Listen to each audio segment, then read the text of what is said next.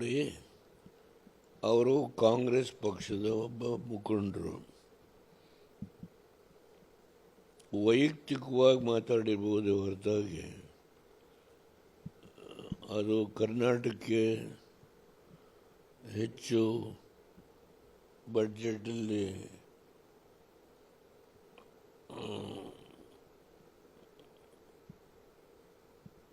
ಕರ್ನಾಟಕಕ್ಕೆ ಅನುದಾನ ಕೊಟ್ಟಿಲ್ಲ ಅನ್ನೋ ಹಿನ್ನೆಲೆಯಲ್ಲಿ ಮಾತಾಡಿರ್ಬೋದು.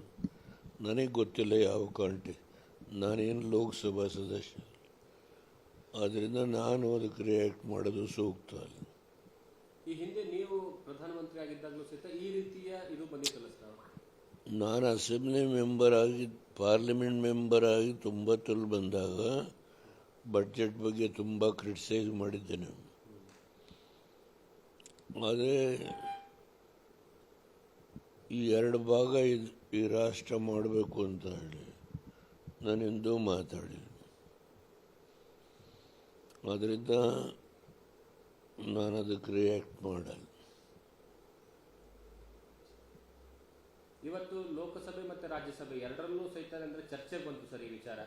ನಾನು ಡಿ ಕೆ ಸುರೇಶ್ ಅವರು ಕ್ಷಮೆ ಯಾಚಿಸಬೇಕು, ಕಾಂಗ್ರೆಸ್ ಪಕ್ಷ ಇದಕ್ಕೆ ಕ್ಷಮೆ ಯಾಚಿಸಬೇಕು ಅನ್ನೋ ಅರ್ಥದಲ್ಲಿ.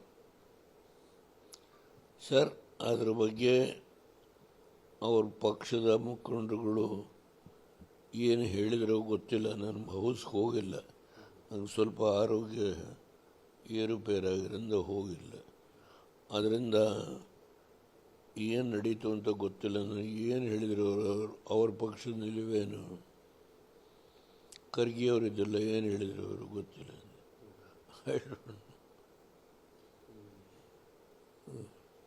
ಮತ್ತೆ ಸರ್, ಕರ್ನಾಟಕದ ರಾಜಕೀಯ ವಿಚಾರವಾಗಿ ನೋಡೋದಾದರೆ ನೋಡಿ, ನಾವು BJP ಜೊತೆ ಸಂಬಂಧ ಮಾಡಿದ್ದೀವಿ. ಸೀಟ್ ವಿಚಾರ ಕುಮಾರಸ್ವಾಮಿ ಅವರು ಬಂದ ಮೇಲೆ ಅವರು ಮಾತಾಡಿ ತೀರ್ಮಾನಕ್ಕೆ ಬರ್ತಾರೆ. ಯಾವಾಗ ಡಿ ಕೆ ಸುರೇಶ್ ಅವರು ಒಂದು ಸ್ಟೇಟ್ಮೆಂಟನ್ನು ಕೊಟ್ಟಿದ್ದರು ಉತ್ತರ ಭಾರತ ದಕ್ಷಿಣ ಭಾರತದ ವಿಚಾರವಾಗಿ ಸಂಬಂಧಪಟ್ಟ ಹಾಗೆ, ಅದನ್ನು ನೀವು ಹೇಗೆ ನೋಡ್ತೀರಾ ಅಂತ? ನೋಡಿ, ಅವರು ಕಾಂಗ್ರೆಸ್ ಪಕ್ಷದ ಒಬ್ಬ ಮುಖಂಡರು.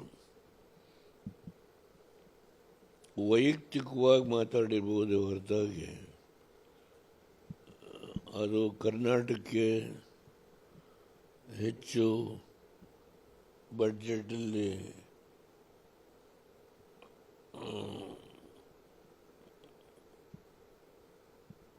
ಕರ್ನಾಟಕಕ್ಕೆ ಅನುದಾನ ಕೊಟ್ಟಿಲ್ಲ ಅನ್ನೋ ಹಿನ್ನೆಲೆಯಲ್ಲಿ ಮಾತಾಡಿರ್ಬೋದು.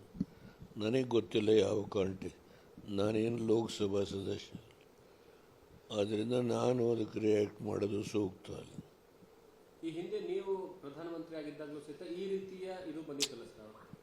ನಾನು ಅಸೆಂಬ್ಲಿ ಮೆಂಬರ್ ಆಗಿ, ಪಾರ್ಲಿಮೆಂಟ್ ಮೆಂಬರ್ ಆಗಿ 90ರಲ್ಲಿ ಬಂದಾಗ ಬಡ್ಜೆಟ್ ಬಗ್ಗೆ ತುಂಬ ಕ್ರಿಟಿಸೈಸ್ ಮಾಡಿದ್ದೇನೆ. ಆದರೆ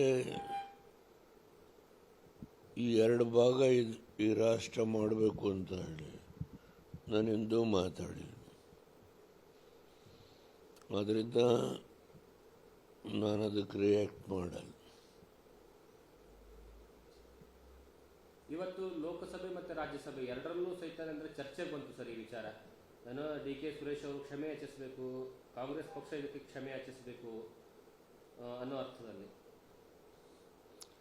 ಸರ್, ಅದ್ರ ಬಗ್ಗೆ ಅವ್ರ ಪಕ್ಷದ ಮುಖಂಡರುಗಳು ಏನು ಹೇಳಿದ್ರೋ ಗೊತ್ತಿಲ್ಲ. ನಾನು ಹೌಸ್ಗೆ ಹೋಗಿಲ್ಲ, ನನಗೆ ಸ್ವಲ್ಪ ಆರೋಗ್ಯ ಏರುಪೇರಾಗಿರಿಂದ ಹೋಗಿಲ್ಲ. ಅದರಿಂದ ಏನು ನಡೀತು ಅಂತ ಗೊತ್ತಿಲ್ಲ. ನನಗೆ ಏನು ಹೇಳಿದ್ರು ಅವ್ರ ಪಕ್ಷದ ನಿಲುವೇನು, ಖರ್ಗೆ ಅವರಿದ್ದೆಲ್ಲ ಏನು ಹೇಳಿದ್ರು ಅವರು ಗೊತ್ತಿಲ್ಲ.